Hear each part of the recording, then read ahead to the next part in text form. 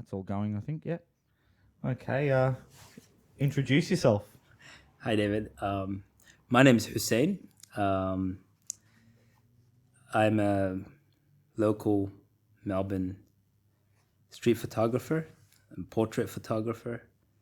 I also do some work in Africa, in Somalia, in the east coast of Africa. Mainly portraits. I don't do street photography there. Maybe we can talk about that a bit later. Why?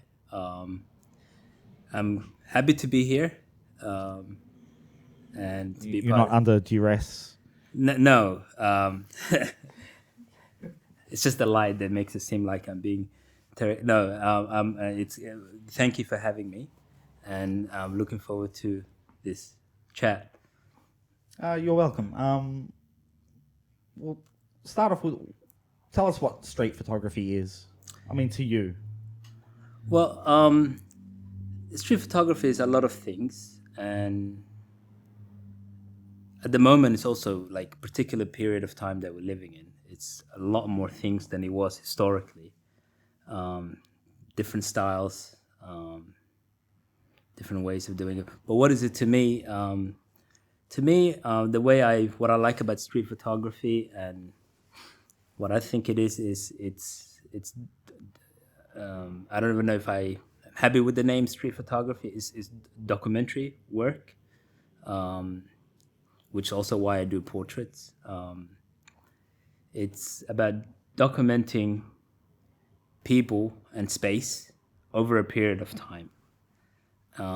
That's what I liked about street photography, or the street photographer's work that I've admired and do admire, is any type of work that takes place, not necessarily in a metropolitan street, a big city, but outdoors, candid. It doesn't have to be candid in the classical sense of you taking photos of people that are not aware that you're taking their photo, but it's not staged. You're not putting these people in this space. It can be in parks, on beach, even indoors sometimes. But as long as it's life taking place as it normally would have if you went there with your camera, and then documenting that. But predominantly, it's life that takes place out in public space. Yeah. So I guess like street photography, reportage, things like that all fall under documentary photography. In that, nothing staged. It's all candid, or not all documentary photography is candid. Let's be honest, but for the most part. Okay. And so, how did you get your start? Where did this all begin? Well, it's interesting that you said not everything's candid. It's true. The idea of taking a photo, 500 seconds of a whatever, you can everything is somewhat staged because you froze a moment. You can you can make someone who's really happy seem angry, so on. But yeah, generally that's the idea of fantasy that it is. You didn't put those people there. I started doing street photography after I was interested in photography always. I was always interested in photography. And I think I became really interested in photography because photos had a value to me in my life because where I was born, we went through a civil war. My family had to move. And photos were like, for example, when we were leaving, I think the only thing we brought with us were photos. And I grew up visiting different family members' houses, extended family. And it was always an event to go through photos, to kind of piece together what life was like before, what my family's life was like before. So I was always into photography before I was making photos. But it became a thing that I do all the time as a result of, in my later years, in my late 20s and early 30s, it was a way for me to get to know cities that I was traveling through. And it sort of gave me a purpose to take pictures. And I would take pictures on anything. And then it sort of evolved into street plus portraits, because you don't know if you should just take pictures of people. If you were not inducted into street photography, naturally you think it's weird to take photos of people that didn't give you permission or whatever. So you would speak to them, and I would always take photos of. I was more comfortable speaking to older people, and I think the way they approach photos is they pose. They kind of create a mood, a dignified mood. So I saw it happen in front of me. Why do you think that is? I think maybe now I think maybe they grew up in a time when photography wasn't done whimsically, or just it was done for a purpose. So even to this day, I still love photographing older people in their 70s, 80s, and so on. Because the moment you point a camera at them, they're complimented. They don't see it as they haven't been exposed to as much as the intrusive nature of social media, maybe, whatever it is. So, and they also don't transform into what a photo is meant to look like. They remain But what is also interesting about that is it's also that changes across cultures. Other cultures who are still not overexposed to being photographed also have the same approach to photography. They would sit in a certain way. I don't tell people much what to do when I try to take their photos or make their photos. But I always find it interesting. In that moment, it tells me how they relate to photography. Yeah. You mentioned that you came to photography quite late. Yeah. What were you doing before photography? I guess I could put it that way. And how did that lead into photography? Well, most of my profession, or my short career, my time working, my training was in anthropology. I studied social sciences at university. Then I was interested in ethnography, and I studied anthropology. Up to postgrad level, I've always been. I'm interested in people, life, how we make meaning,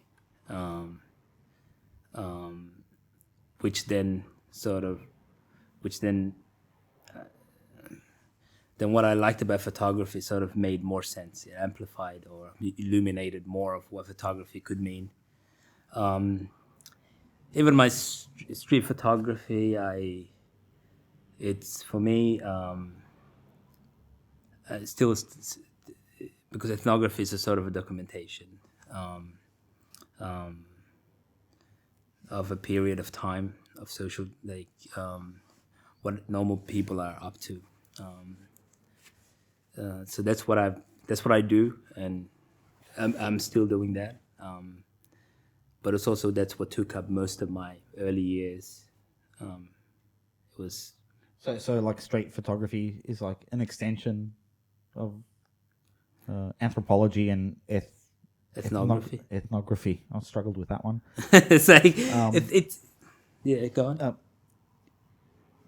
Do you see yourself as a photographer, or are you an anthropologist and ethnographer when you're shooting these photos? Well, every time, whenever I have a camera, others see me as a photographer. I see myself as a photographer, I guess. And I don't make those distinctions. It's another tool. It's another medium to document. You can write, and I don't know what it will become in the future. But yeah, I'm increasingly starting to see myself as a photographer when I produce photographs of this subject of people. And I guess I compartmentalize. I do other things, but I'm particularly fond of what photography can do. I know there's a lot of critique and criticism of photography doesn't necessarily capture reality, and I think it's true. But I think that's true mainly for the single photograph. It can be very ideological. You can do something. You can portray someone or a time or something in a way that you want. But I think if for me, the most important thing about photography is time. I think it becomes more truthful the more photographs you take over a period of time. Something undeniable happens that might not even be known to you. It's also, it reveals something about you as well, because after a while you can start to see. You're like, oh, why this? What have you revealed to yourself? You knew that was coming. I was going to say that's a good question, but that's a difficult question. I guess I'm more boring than I thought I was. We all are. It's like, I'm attracted to very mundane moments. And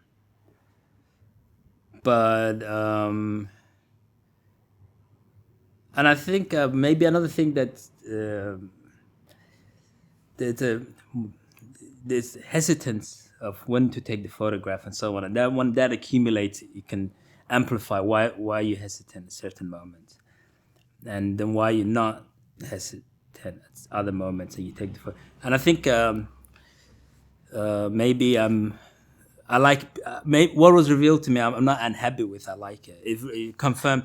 I like people more than I thought. More than thought I did. That's what it revealed to me. If that makes sense. Because yeah, it can show you about, but it also reveals something to you about a city or a space, right? So it's an unconscious process. It's unfolding, and you don't know what it is. That's unfolding over time. I want to go back to just the street photography part rather than what it revealed to you about yourself. Just in terms of the ethics of street photography, you've kind of alluded to that in the last 5 minutes or so, about photos being edited, about capturing people in a moment might not reflect how they felt in that moment. How do you, I guess, deal with that within yourself, and when actually pressing the shutter, but also afterwards when you're looking at a photo? Is there a process there for you? Yeah, good. That's a good question. In terms of,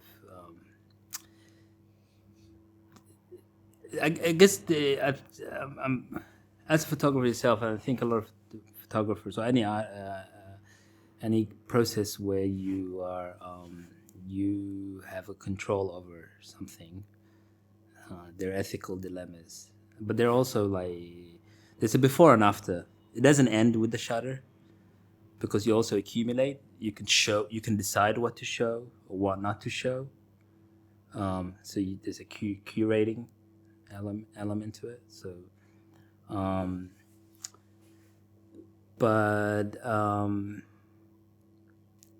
I think the documentary aspect of street photography is sort of bringing it around 360. If you, for example, go to San Francisco or even Melbourne now, and you decide to document or shoot the impact of homelessness, being unhoused, or post-COVID economic crisis, and you just go by shooting the streets, you can show a very horrific version of what that community is doing or it's not doing. But if you then decide to also follow the thread and go to soup kitchens or different organizations that are trying to do something, or communities that have decided to interact or do something about it, then you get a more complete picture. So for me, the ethics is about, I guess, continuously producing half the reality or half the truth. It can become problematic. Are you seeing that anywhere in other photographers, or even in your own work, where you've done something that maybe you thought was okay at one point and then you realised was maybe unethical, or even other people doing things that creating stories that are unethical? Well, I don't know anyone who's. There's a lot of the public perception of people who take photographs and what they're doing with it is always really negative. But what if they knew how much photographers police each other and consideration they give to what they're doing with it, and how, then I think then they would not be as. But historically, I think photography has done a lot of damage. There's a lot of exploitation. How so? It can go into communities and in an exploitative sort of way, and show like. For example, you go into a community, but you don't really go into that community. You go into a particular location, suburb area, and let's say you decide to embed yourself with people who use drugs. And if that's all you do, then over time that can show a particular image, portray a particular reality of what that community may be like to someone that might not be true. Particularly if that community is a racial group, which then you're like, then all people of particular color, like, and I've seen that historically, a lot of it being done. And usually it's done by outsiders, photographers who are going into the spaces. You see a lot also in war photography, people who go into certain continents only to document the terrible. Of course, there's an argument to be made that this needs to be shown, but I think some things do need to be shown, and I don't think we should hesitate in capturing. But if that's the only thing you're doing, I think then you have some questions to ask yourself. Yeah. Do you see a difference in photography that's say done on a particular subculture of people? Photos that are done by an outsider versus someone who's part of that culture. Do you see a difference in the work there? Yes. Yeah. Because I think there's, if you're part of the culture you're photographing, there's a bit more sensitivity, I guess, to the people involved. I agree with that. I agree with that. And also the access, right? Like the insider will have access to that community in different modalities, or different ways of that community, as opposed to that particular way. And it becomes even more questionable when you start to think about who is it being shown to. Like, you usually hear things being justified as this story needs to be told. Yeah, stories need to be told, but who not necessarily who tells it, but who is it that's always doing the hearing? Like, who do you think needs to hear this more importantly than other people? Like, Do you have an answer to that question? Do I have an answer? Yeah, like who I needs think- to be hearing these things that say you're working on? I think the people who live in that space that you are working in should be the priority to see it. For example, in my work, I send every portrait back to the person that took it. But generally, that's what I would say, that the people that you're documenting should be the ones to should be included in your should be priority in your consideration when it comes to the other end of viewing. But another thing is art, because I don't think I consider myself an artist, but let's just say if I was to have a cliched understanding of what art is, for me, I think most people associate art with something being beautiful. But then again, there's a question, right, of what some things cannot be made beautiful, like, and what happens if you try to make it beautiful? Then what damage are you doing? Should the form overwhelm the content? That's another consideration. Or should the content be so in your face that it becomes crude? Those are the things. Well, it's like that question of, well, what is art? You can argue for hours over that and still not have a clear understanding. But I mean, art elicits an emotional response, and documentary photography and street photography definitely does that. I guess it's that's where the ethics come in. How far is a photographer willing to go to elicit the emotion they want, while still being ethical and respectful of the people and places that they're photographing? Is that something at the front of your mind, or is it something you consider? Yeah, and I think that's a really good way of putting it. It's better than the way I put it. Like, how far should you go to elicit, to induce that emotion, right? Some of the NGO work, for example, there's that famous photo of the kid being stalked, closely followed by the vulture. I don't know if you're familiar. I'm very familiar with that photo. Yeah. That was meant to, or the kid, the child that washed up on the shore. These are horrific things. But there were images that got a lot of reaction from people, and I think it was intended that way because the crisis had to be. But at the same time, like, we don't need to reduce every crisis down to one singular image, because it becomes a cycle of. Also, it distracts people from also spending effort on prevention, because we're waiting for the next end, the end point of the crisis where such a thing has happened. So modesty is like kind of, I think we should appreciate some things to be a bit boring. Yeah, I see an issue with the issue I see with the infant and the was it an infant or a child and the vulture? Yeah.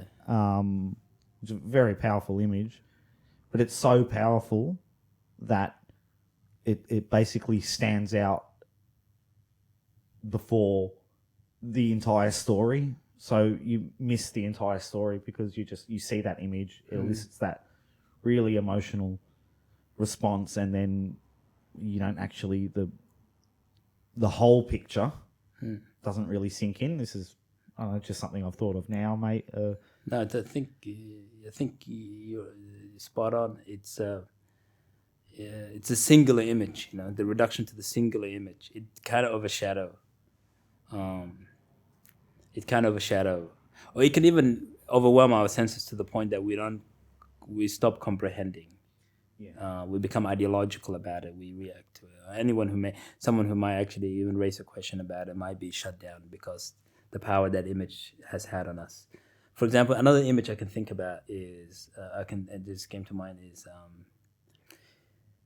because we're in September 11 week, the image of the falling man. Remember, the reaction to that image was really interesting because it didn't fit with all the other images that came out of September 11. The heroic, the nation unifying, the first responders and so on. Here, what you had was a kind of the image was formally like the person didn't look like they were struggling; they were just falling. It was it's like it's just I'm not fighting back. I'm accepting my fate. Yeah. Sort of thing. Is So that what you're exactly. So a lot of people thought it might not be a good image to portray America at the time because it showed people were horrified by the fact that it was too strong in both ways. It was a fantastic image in terms of image qualities of an image. The way the person was falling, it was directly straight with the building. They didn't look like they were struggling, but at the same time, it scared people as well, and it showed maybe defeat that this person decided to commit suicide. And if you didn't know what the context was, you would think it was just a jumper. But then it raised the question: this person opted out to commit suicide, and I think I think some people say he was one of the workers at one of the cafes in the building. But yeah, so I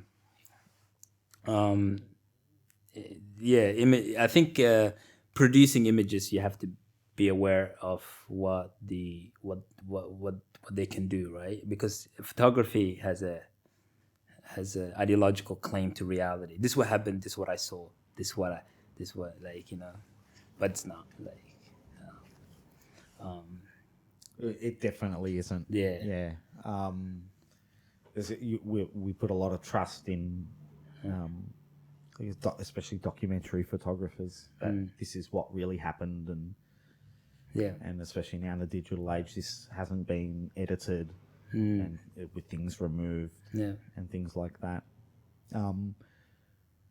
I guess you're not encountering too much of that in your own work, I guess, but you must a little in your own street photography. I know your other work, which we'll get to soon, but in your street photography, I guess the subject isn't that heavy, I guess, or do you touch on that here as with that as well? No, no, it's not that heavy. That's why I said it's one of the things I like about it is that it's so mundane.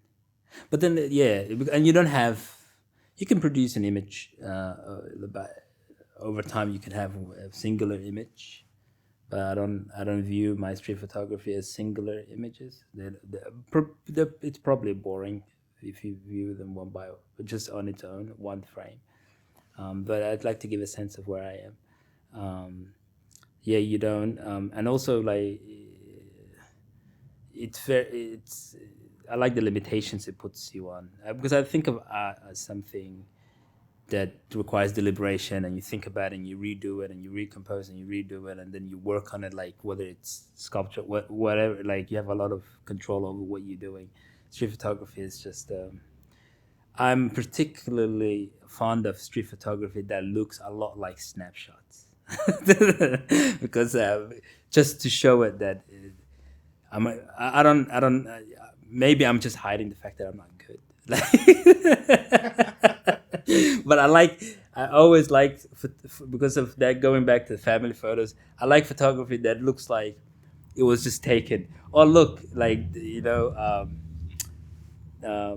someone I interacted with, or someone I always interacted with people before or after, but like because I like snapshots over time. Accumulated snapshots for me are far more interesting to look at than. Sometimes I use flash just to reduce the quality of a photo, like just to make it look like really that it's whimsical. It's not. because I'm not putting much thought into it, to be honest, but I'm putting time into it. I value time. You mentioned earlier, like subcultures, groups of people, and race. Yeah. You're from Somalia. Yeah. How has that impacted your street photography in Melbourne? I know you've done work in Somalia, but in Melbourne specifically, how is that? Has it impacted the way you approach photography or the way people treat you? That is maybe different from, say, a local photographer. I think. Even though you are a local photographer, Yeah. I should say. Yeah, I think it works to my favor. However they see me here. Both ways, it works to my favor. I hope so. I think so, because when I'm over there, I'm like I look Somali, but at the same time, they know I'm not from there. That no one's lying to anyone. So it kind of they would tolerate things from you that they wouldn't tolerate from a local. Or actually, sometimes it can have a strong reaction, but then again, it's a way of diffusing a situation, being an outsider. And here, at the same time, I think, especially if you're in the city, like if you're in the suburbs, it's different. They know you're from there. But if you're in the city area, people automatically assume that you're a tourist, because you look foreign and you have a camera. So it makes you really visible, but at the same time, it makes you invisible to some extent. I know a lot of my white friends who are photographers get a stronger reaction from the public than I do, for example. Really? Yeah, it's interesting. Okay. They do. Like, it's a sliding scale, I think maybe women get less reaction from public. But then again, there's also a limitation of being women. You can photograph certain areas, or maybe certain areas are dangerous at certain times. There's always some plus or minus. But yeah, so, but generally I don't like to think about street photography as a legal thing, as a law oriented. I have a right to photograph in public, because there's a lot of places in the world where you don't have a right to photograph in public. So it really comes down to how you negotiate yourself in that space. And I think then coming back to Melbourne, even though you do have a right to take photos in public space, I'm still very considerate in how I do it, because people always have, like, no one likes a camera. And I personally don't like when someone takes a photo of me and doesn't say anything, even though I know I should accept it, and I do accept it. I don't make a fuss about it, but I like a gesture or something. But that's just my own. Because there's a power dynamic present. You've taken a photo, that person can't get it back. So you have to give something back. And that something is a kind of understanding that it wasn't, oh yeah, I get a sense this person's okay or cool or whatever. Like some confidence that it wasn't a bad interaction. So it made me appreciate more of the fact that I have to negotiate, because I have to, you can easily, if I was just shooting in Melbourne, I'm an outsider, but then again, I'm an outsider everywhere. So that gives you a realistic sense of what you have to do to get the photo, and what you have to do to minimize any negative. Yeah, it's certainly a delicate approach to street photography that you have. I mean, there's a lot of street photographers out there that are really aggressive, almost belligerent in their right to take a photo, and they don't really care about how the subject feels about it. I guess maybe there's room for every kind of style in the world. I know I wouldn't be comfortable with that. Yeah, if you were the subject, you mean? Either way, yeah. I wouldn't like being the subject or the photographer, to be honest. It's too much confrontation in a day. I think because again going back to what I said earlier, it's about revealing something that wasn't there before, and if those people want to do it that way, that's fine. I don't necessarily judge them for it. Um, it like if you look at some work done by Bruce Gilden, for example,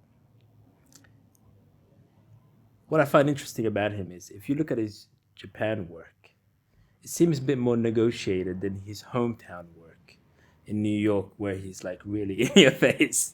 So there's a claim to space that's being made there, whereas Japan, he's maybe a bit of an outsider because he's a bit more composed. There's a lot more people in the frame, and it looks like there might have been some interaction, even though he looks for really candid moments. But I'm not familiar with that. The work from Japan. Actually, I might have to have a look at that. Yeah. And do you think that's because he's a New Yorker, right? Yeah. So he's in his element. He speaks the same language. He has, as soon as he opens his mouth, Yeah. every other New Yorker knows he's a New Yorker. Yeah. And obviously he can't do that even in another city, probably, let alone another country. Yeah. So that changes the way he photographs. Yeah. Yeah, definitely. There's elements that there's his home court advantage. Some people have that. I don't have it. I don't even know if I had it, if I would utilize it. But the style changes. But then again, like if you're jumping in front of people, then you're always eliciting the same emotion. But then maybe he's not interested in. Maybe you don't have to be interested in the way people see themselves. Maybe you're interested in the reduction of boiling that person down to the way they were at that time. For example, like I don't know if his name. I forget his name right now. There's a photographer doing work in the UK who photographs the super rich in high-end fashion retail areas, and he's really in their face with massive flash cameras, and they're ridiculously rich people, and I saw him in an interview once where he's like, oh, they stick photos in poor people's face all the time. It's like taking revenge, and his work does. I don't know, maybe he politically aligns with me that I don't judge him as hard. But the thing is, he is showing there is something there, because usually we don't see the rich. They spend a lot of money to shield themselves from us, and he found a way to look behind that moment of intrusive street photography. Maybe there's a value in that, and I can see it. But if you're doing it to average people on the street, I don't know. It's almost like I think what you're kind of getting at is it's kind of like average people on the street is like low hanging fruit. It's easy to stick, and it's already there anyway. Someone's face, but someone who's secluded and hides themselves from the world a little bit, I guess it's very hard to stick a camera in their face. Yeah, and they have the means to do something about it. And other people are open to us anyway. We can observe them. You can, the old lady walking down the street. You don't really need. You can see her, but so there's I wouldn't put the style down. It just depends how you are utilizing it. I want to kind of find out a little bit about your work in Somalia, which was, I think it was promised at the start of this. And you don't see yourself as an insider there. You see yourself as an outsider doing this work, this project you're working on. And yeah, please tell everyone what the project is. Yeah, I've decided to do a project a while back where I do portraits. I travel to Somalia quite often, and I would follow people over time, like get to know them, but initially approach them cold cold call, like straight, like without me preparing anything, and do portrait work. The and it's always intended to take a period, like a time. I think time plays a role in, yeah. And over there, and you asked me if I see, why that I see myself as an outsider. I do because it was one of the things that, growing up, growing up in a predominantly quote unquote white country, like, I mean, like, specular when you look at it, like, like you stand out, right? And so it's also one of the reasons I'm not good at doing candid photography. People can see me coming in Melbourne. They can see me sneaking up on them. But over there, you do fit in. You kind of depend if you dress normal, like you dress like the locals do. You do fit in, but you are somewhat still an outsider because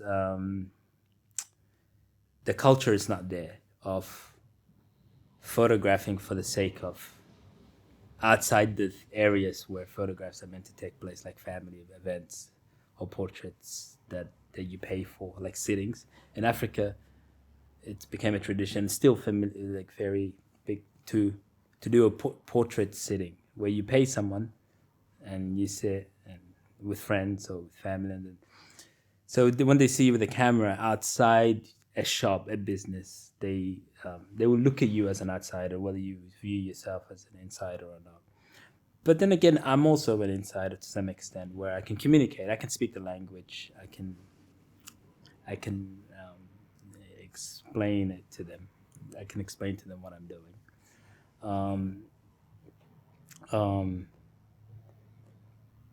But they will that being viewed as an outsider is a permanent thing, and I utilize it because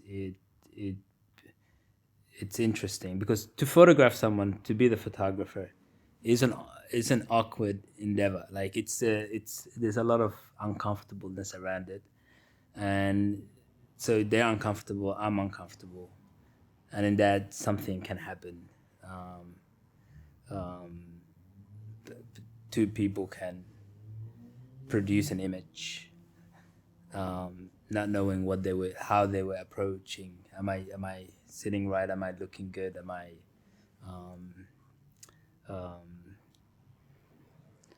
so I find it. So one of the reasons I stopped, I like to get them to pose the way they want to pose, and I might tweak it. But initially, I would ask for them to sit in a certain way, and people would be like, "No, I don't want to sit that way." Because initially, I was photographing a lot, and that became a side project, which I'm more interested in now. I security personnel, because there's this traveling to a country that's dealing with a lot of security issues, they become super visible to you. People with guns, security, that are responsible for your safety or whatever, and they're considered. You're told it should be intimidating, but I don't find them intimidating at all. They normal people, villagers, people who like So I would ask a soldier to sit in a certain way, and it's like, no, I can't sit this way. My commander would not be happy with this. You're making me look too aristocratic. Like, so I would get them to sit and then just tweak it a little so they're not breaking form, or however they imagine themselves. But then again, then that occurred to me. Okay, then I'll follow up that same person, and now try to see them in their own house and see how they compose themselves. Would they do things differently? And I was trying to avoid coming up with pictures of just, quote unquote, gun wielding African dude standing. There's a lot of colonial exploitative work that happens that way. So what I try to capture is capture them in a moment where they're slightly a bit awkward, that they don't look intimidating, but at the same time they don't look too passive. In between those two moments, usually in a setting, because they're everywhere, in a place that you wouldn't associate them with, like, you know. So one of the photos that I like is walking along the beach, and I saw sand dunes, sand dune flowers. Like, I've never seen them before because they looked really strange to me. I know sunflowers that seek the sun, but these were like weird looking, almost rose looking orange flowers that were following the sun. They were staring at the morning sun. And I stopped to look at them, and a soldier who saw me do this walks up to me, and he's wondering what am I looking at. And I was looking at this, and he was looking at me, look at it. Then I'm like, I took the first image. I'm like, can I take another image? And he gave me the most awkward pose next on the other side of flowers. So I thought, okay, I'll work with that. Like, I'll work off an already awkward interaction, and then see what happens with a lot of frames. So do you have a modified approach to the people in Africa? Yeah. Sorry, I'll start that question again. I made a mess of that. So the approach you have in Melbourne, do you modify that for people you approach in Africa? No, I think I've continued it here with my portrait. So what I will do is I'll be talking to the person, and because the thing is, you're trying to get back. People find photos awkward, so you're trying to bring them back to why you decided to take their photo in the first place. So I don't think too much of finding a right location. I don't think too much of beautifying the location of the image. I just clear it. I just wait for a moment when the background is not filled with other people. But what I will do is I will set up my frame, and then I'll ask them a question or a couple of questions. And somehow in between them thinking about that question or responding, or the moment they say, okay, I'm ready, and somewhere in those moments where people are expecting the countdown, 1, 2, 3, I'm taking your photo, somewhere before or after those moments, I'll take their picture. So I'm also visible in the frame as the person responsible for this awkwardness.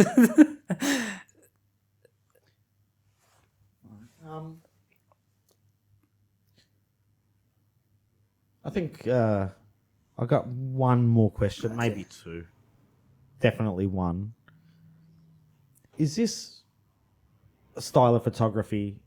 Do you see an end to it? Is there going to be a time where you can look at everything you've done and go, you know what, this is finished. I'm going to move on to something else. Maybe it's a different type of photography or something like that.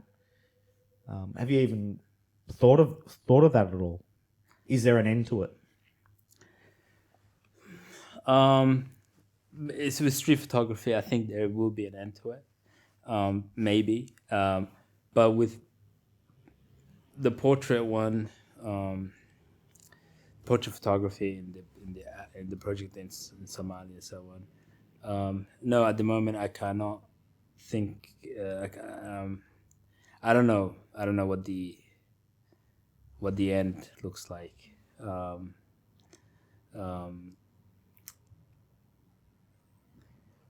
Because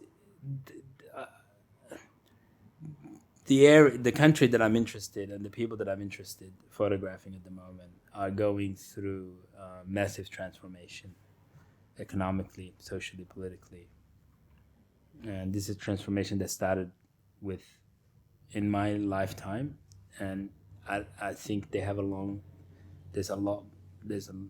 way before it stabilizes into whatever that society would look like, or its ideals or whatever. So because of that, I don't see any end to it.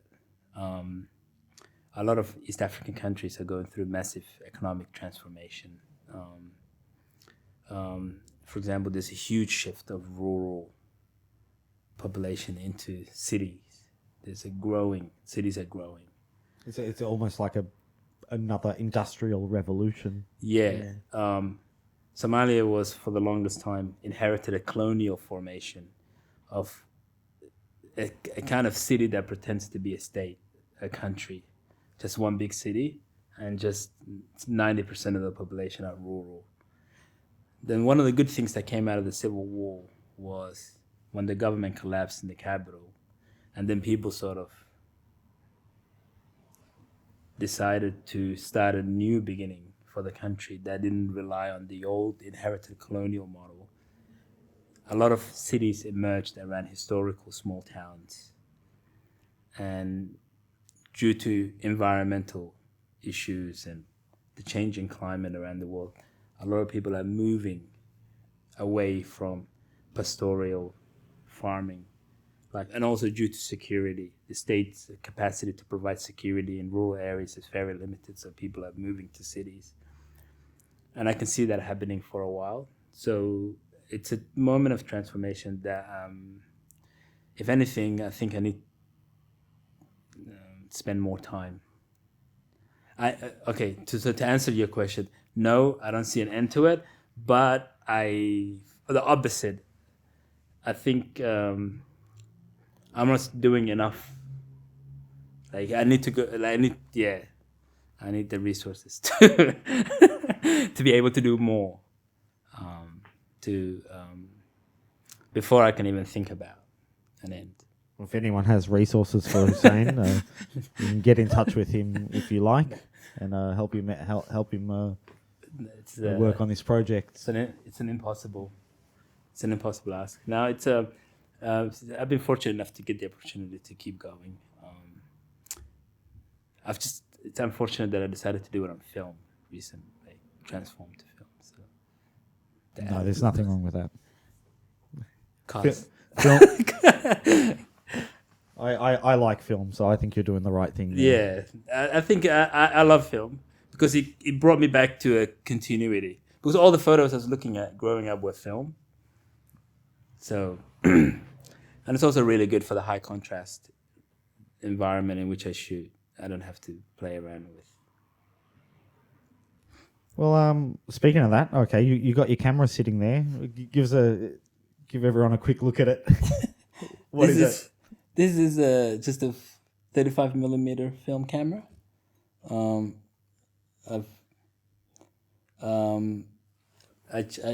trying to shoot with this more at night. I like Melbourne at night.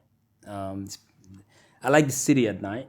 I think people are more themselves, and the days can become sort of mundane because people are doing the same thing. Whereas one day, their own time. So I recently got this to be able to work at night without if someone decides to break my camera, I haven't lost a lot of money in the process. Well, before we end, can you do me a favor and take a picture of me? I would love to. I don't know what would happen. I was thinking about before if I use flash with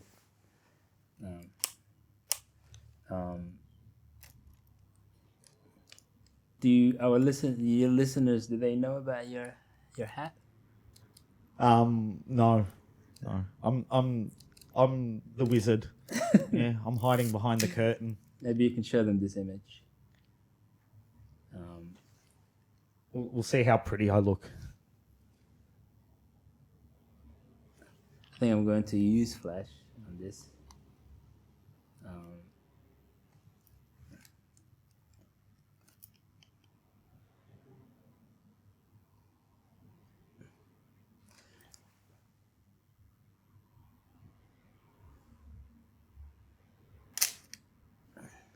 By the way, don't change this setting. I love it. Well, thank you, Hussein. Thank you for coming along and telling us about your projects and your art and yourself. Thank you, David. Thank you for having me, and